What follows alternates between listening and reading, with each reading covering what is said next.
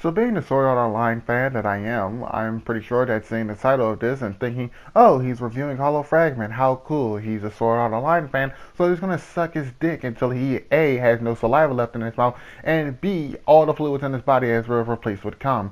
And to that, I would like to say, well, thank you for believing in my ability to suck dick, which is something I clearly do not do.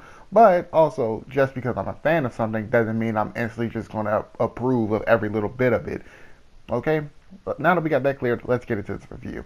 Sword Art Online Hollow Fragment, or Hollow Fragment if you're playing it on the PS4 edition, is a story that I'm pretty sure a lot of you don't even know shit about. Mainly because the story isn't even tied into the fucking actual anime at all. Like, whatsoever.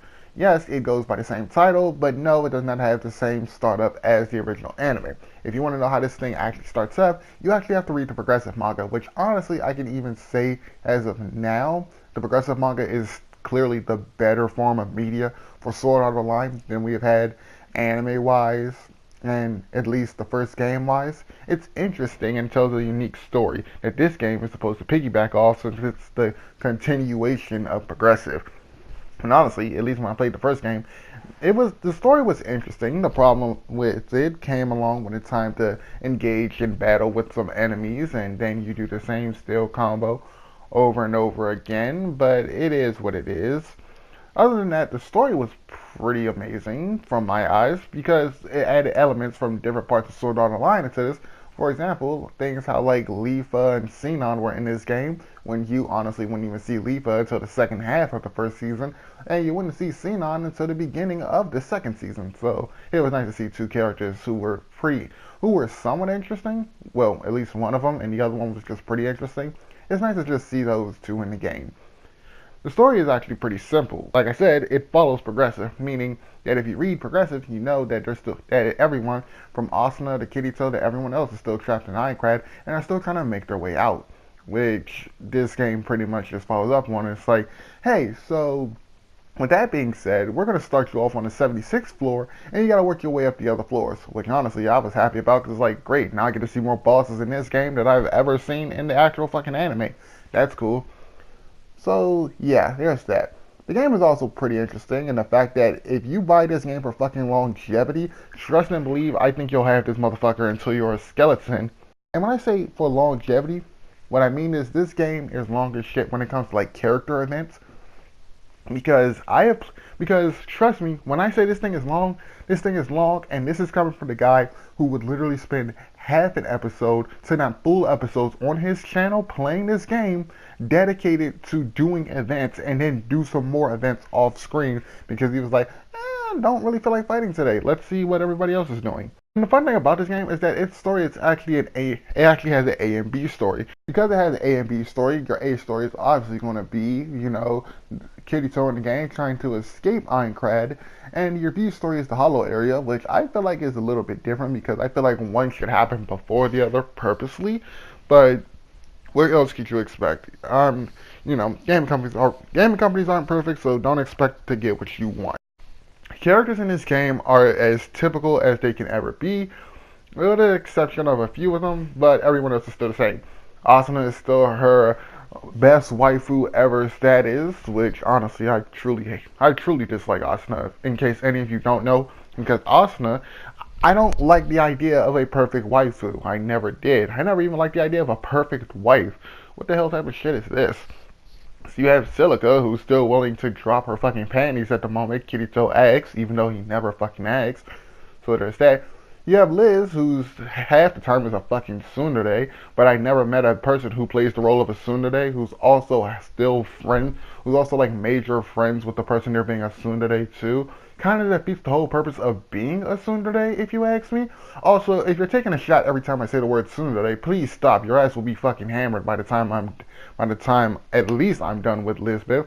Because if 50% of her time is being devoted to being a fucking tsundere, 25% of the time is being a fucking friend to Kirito, while the other 25 is her being so goddamn in love with him that she can't even stand properly.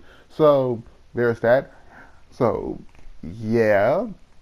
You then also have other people like Leafa who, well, minus the whole I want to sleep with Oni-chan thing, is pretty normal and down to earth. You also have, who else? I would say the guys, but trust me, they're not any of any importance. You have, so there's that. You have Yui, who's literally nothing more than just a small side quest for an interesting item. If I can't, and I can't even remember if you could equip the item she gives you, or if it was a key item. So yeah. And then there was only three.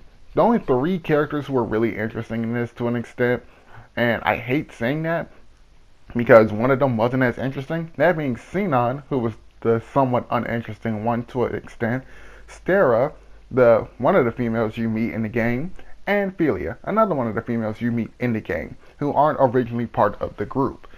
Sinon is somewhat interesting because of the idea that, oh, well, she just fell out of the sky into Ironcrad, which they never fucking explain, might I add.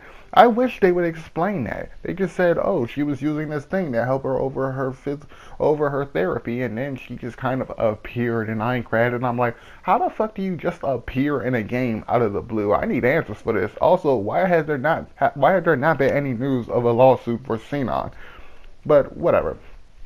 Stera is actually pretty interesting. If any of you know, I like Stera because she's just so down to earth, and the fact that she just has no fucks to give and moves to the beat of her own drum. In other words, she does what she wants to do whenever the situation calls for it. And that's why she's one of the more interesting characters in the entire freaking game. Philia is interesting because you get to go through her story while running through the hollow area. And, well, while her story is interesting, after you beat the hollow area, you kind of sort of feel as though you have no real attachment to her anymore. It's like, hey, the thing we did together is now done, so, okay.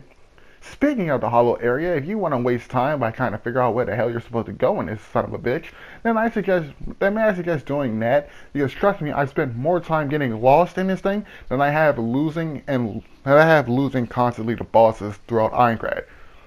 So, if you were to ask me, hey, TRD, should I get Hollow Fragment? Should I get Hollow Refragment since not too long ago they just dropped it on PC?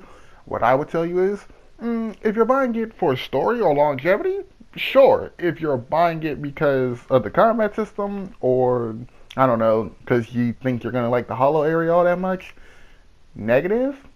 Well, that's going to do it for this review of Sword Art Online Re-Hollow Fragment. If you guys did enjoy this video, why don't you go ahead and like, comment, and subscribe. And with that being said, this is TRDplays signing out saying peace, and I will see you all in